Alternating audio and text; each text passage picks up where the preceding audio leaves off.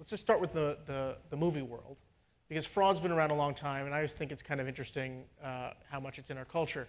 But how many people here, show of hands, know what the movie Superman 3 and Office Space have in common? See if anybody can get that. Got a few hands.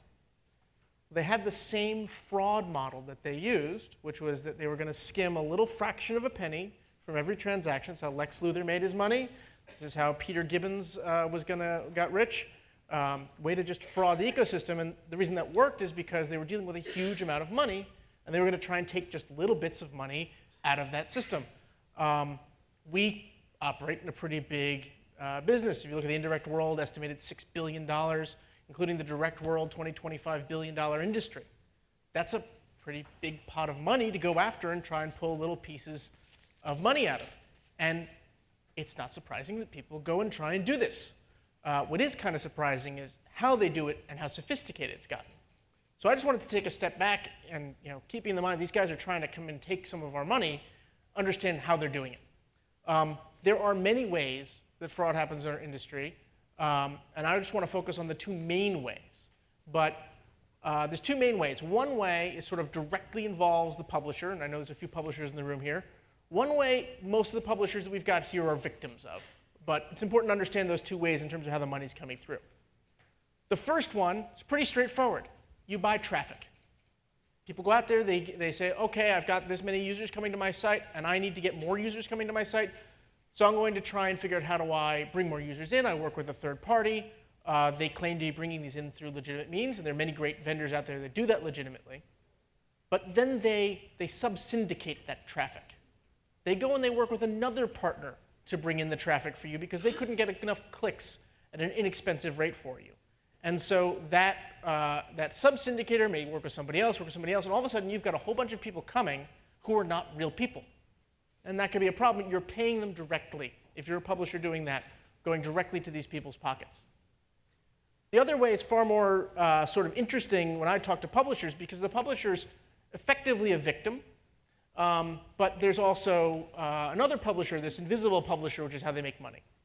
So the way that works is, if I wanted to go and get money from our wonderful ecosystem, I'm going to go create a fake site, stick a whole bunch of ads on that site, try and go through indirect channels if I can to get that. So they're going to pay me for every user that comes to my site.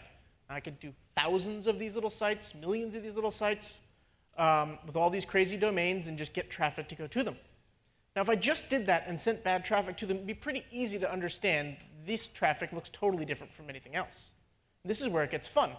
So they need to make that look like everybody else. They need to make it look like real traffic. And so the way that these guys do this is they take these bots, these fake users, and they make them look like a regular user by having them go to great publisher sites. They will go and traverse the web, and they'll look like they're doing intentional sessions. They will actually go and hit checkout pages. They will hit remarketing lists. They will do all those great things to look like real people to then surprise you and say, oh, that real user went to this site. That's got regular traffic like everybody else. Don't look at this small site over here. And it's able to get money out of the ecosystem.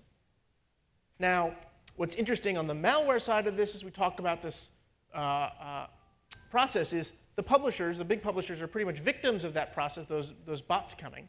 How do those bots start? Those bots start because people's computers get infected. Grandma goes and browses web, doesn't realize that something's going on, and all of a sudden they've got malware installed in their computer, and that malware creates a fake browser session. That browser session is hidden to the user, just stored using some processor on the side, using their bandwidth, calling these sites, doing this traffic. Very hard for them to understand that's happening, very hard for them to detect. And we've been focusing a lot on trying to help that process of understanding when is that happening. I don't know if anybody here has been using the web, using maybe Chrome or Firefox, and sees that little red bar that says, careful, this site may be phishing, or careful, this site's known to contain malware.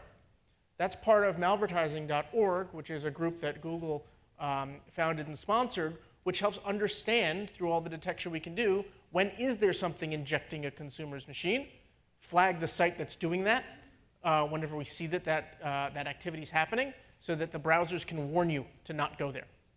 And we've put a lot of resources into understanding what's going on in terms of those bots being in existence, those starting out and infecting your machines. But this is very much a cat and mouse game because the perpetrators doing this are incredibly sophisticated. They're making millions of dollars. There are companies, entities that are designed to do this fraud, trying to put those bots on people's computers to create the fake traffic. And so it requires increasingly sophisticated means to attack it and detect it. To be able to understand when is a machine getting infected and being able to do that kind of detection, as well as understanding the traffic that we all see and understanding, is this traffic real or is this traffic not? And so just to give you an idea of what it takes to do that, at Google we have a team of 100 people that are basically traffic inspectors. They go through, and it's like detective work, trying to figure out new patterns, new forms of attack that are going through and understanding, okay, this pattern looks like it's not really human and it's changed, so it's not the same. We should screen that out, we should filter that out. And we've got that team going through and do that. That's in addition to the work we do, things like the acquisition of Spider.io, which helps us understand what does a bot look like. There's certain ways you can sort of fingerprint a bot, if you will, to understand them, and pre-filter out the traffic. In addition to the work that we're doing to try and change how buyers start to do attribution. Because attribution should only be to real users. And if we can filter this traffic, we can understand that traffic, we can make sure that the spend doesn't shift to bad traffic. Bad traffic's really interesting. It looks fantastic. It's high click-through, high conversion rate, because they get that pixel, and cheap. Wow, that sounds great.